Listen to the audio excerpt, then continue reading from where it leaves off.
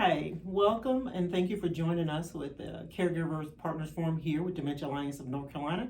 I am Rosalind Pugh Scott, Dementia Navigator here. We also have DeeDee Harris, who is our Family Service Director, and then we have our lovely Melanie Bunn, who is our Dementia Training Consultant. And we are so glad to have her here. As you know, last month we talked about caring for the caregiver. We gave like an overall general conversation about caring for the caregiver. And so today we're going to talk more detailed about caring for the caregiver, and that's going to be sexuality and intimacy with a person with dementia, which is a very dear topic to us because we feel it's very important. Although we don't get a lot of calls about that, we know that it's something that exists, and families for some reason may not always want to talk about it, but we want to bring that to the table so we can share today. Okay, so ladies, let's talk about sexuality and dementia. What kind of calls do we get from families, and how do we respond as care partners as well when we're having those types of conversations? So, who wants to get us started? I think it can be anything. The calls I get can be anything from more to less. To different. Yeah. and it can be about what the person living with dementia needs, or about what that care partner needs. So it can be pretty much anything. Very broad. Yeah. I know I've in my conversations with caregivers, and I haven't had many, and this is why we wanted to bring this to the table, because we know it exists. It's just something that families don't talk about a lot, and they of course have their own reasons. But in my personal experience in talking with a caregiver, it was a mother and a daughter, and the father had touched her in an inappropriate way, and she became very upset. And the situation was, he touched her. It was a tussle, and she had this glass table that was in her living room. They fell into it. There was a memento of some sort on that table that he broke as well, and so she approached him with that, and I would say she was upset. So she, so it makes sense. So when she was, addressing him about how he had broke this and how much it meant. And so of course he didn't understand that. And so she, cleaned up, and she went to church and came back. And of course he didn't remember any of it. So there was multiple layers of emotion for her. First he touched her inappropriately. He broke her a family memento for her. And then when she came back, he remembered none of that. And so in my conversation with her, just trying, as she was telling me her story, just trying to figure out how do I respond to her, to give her some peace about the situation that happened.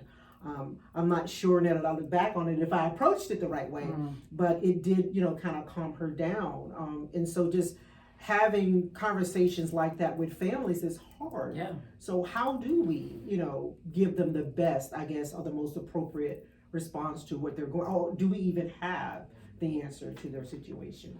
Yeah, I mean, that would, like you said, that had many layers. Yeah. I mean, many layers. And so I think when you get that kind of call, like I said, there's a point where, we understand maybe why that happened, but you can't just jump in to that with the caregiver. Right. Because we've got to go where they're at. We always talk about validation. And we talk about validation with the person with dementia, but we have to validate each other. We have to validate the caregiver. Right. So, really, like you said, giving her that time, and I think letting her, go through some of that, because education will come, but right at that moment, they just need to feel a safe place they can talk about it. Yeah. And I think as the navigators here, that's going to be our first level of defense, and then the education will come. Yeah, I agree that tell me more. Tell me more. Let's talk about it. And I do think a lot of people who probably could call, maybe should call and talk through some of these issues, are people who don't call, because the whole issue of sexuality is uncomfortable, and it can be a generational thing that people didn't used to put everything in That's their very life true. on social Yeah. media and talk to Right. everybody about That's everything. true. People were more private about those things, and maybe even people, maybe I can talk about it for myself, but maybe it's my parents. Yeah. That adds another layer of comfort, discomfort Okay. I like that with one. those kinds of issues. Who do you talk with about it? Mm-hmm. And how do you talk about it? And there are all of these cultural filters and faith community filters about what is okay, what isn't okay, who is okay, who isn't okay. Right. And from our perspective, I think I can speak for all of us, it really is just about figuring it out, supporting and having those conversations. But I think we as there's a lot of judgmental language out there that we use about issues of sexuality. I got a call from somebody who should have known better. That's what bugged me the most about the whole call was this person should have known better. Who called me about a man living in a long-term care facility who she identified as a sexual predator. And he wasn't. When I started exploring with her and saying, well, was he in jail? And tell me more. Tell me more. It just turned out all this guy was doing was climbing in bed with women. He'd been married for 50 years. Yeah. He'd never slept in a bed by himself.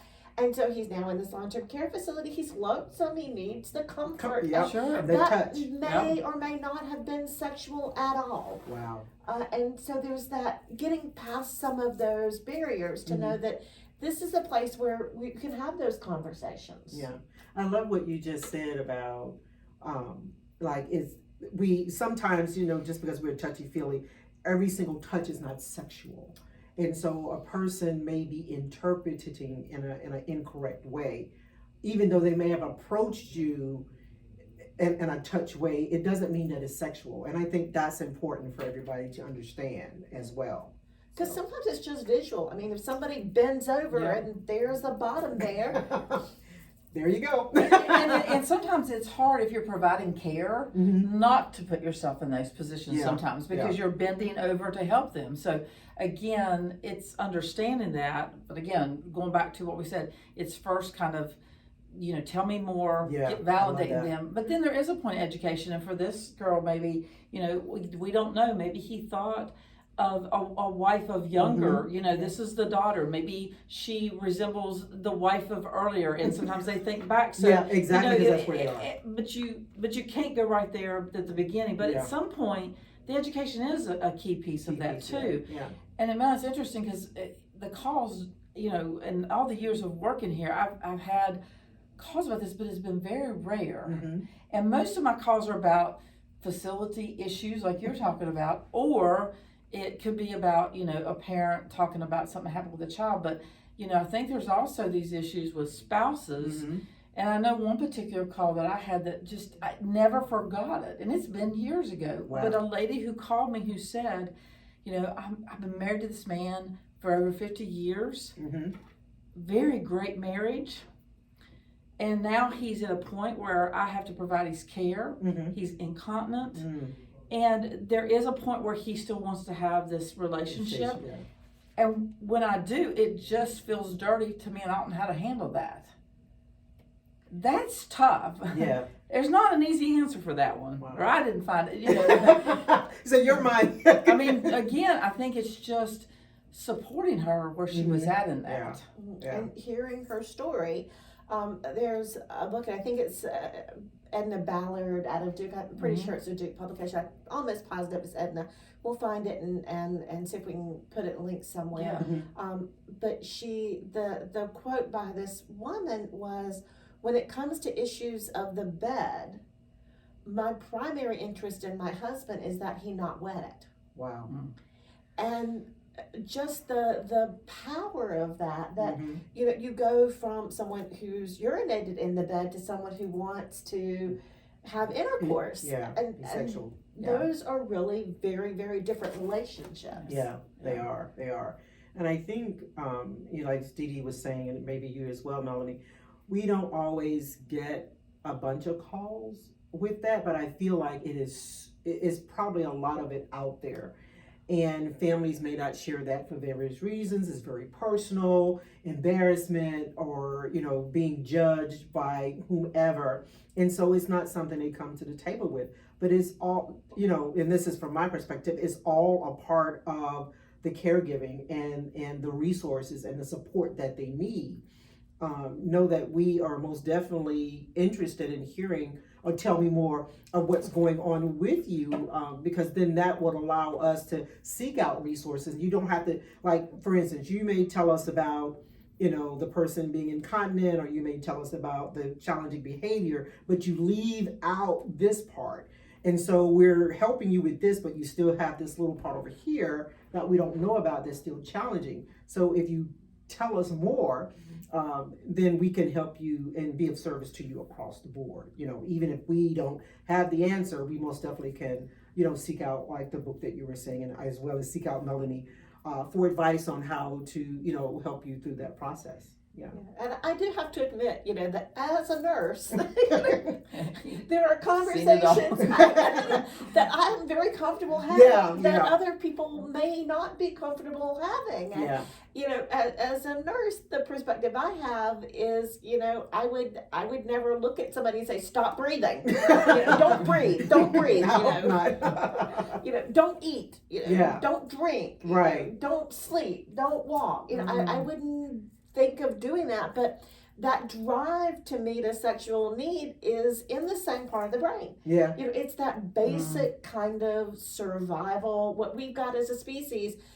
We have to have sex to survive as a species. We won't continue to make new humans if there's not a drive for sex. Yeah.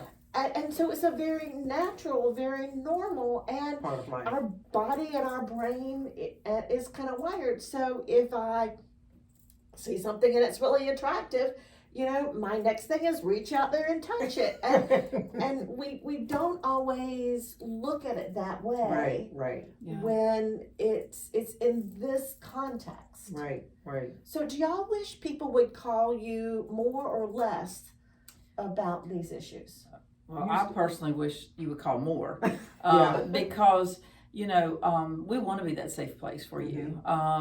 Because I feel like even dementia across the board, I hear it in my support group all the time that people in the community don't understand. Other family members don't understand.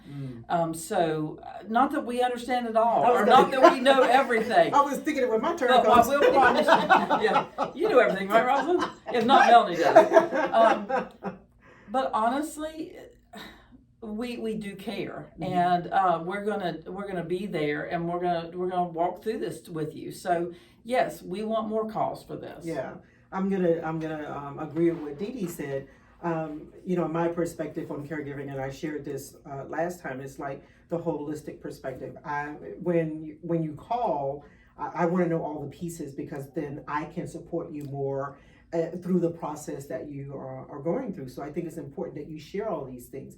I know, and sometimes even now without the sexual part, caregivers will start talking and they'll say, well, I don't know if I should tell you this, but I'm going to tell you anyway, so that kind of deal. And so, they do that. Well, or they start thinking about it from a perspective of, the family, or I shouldn't share this because it's not nice or whatever.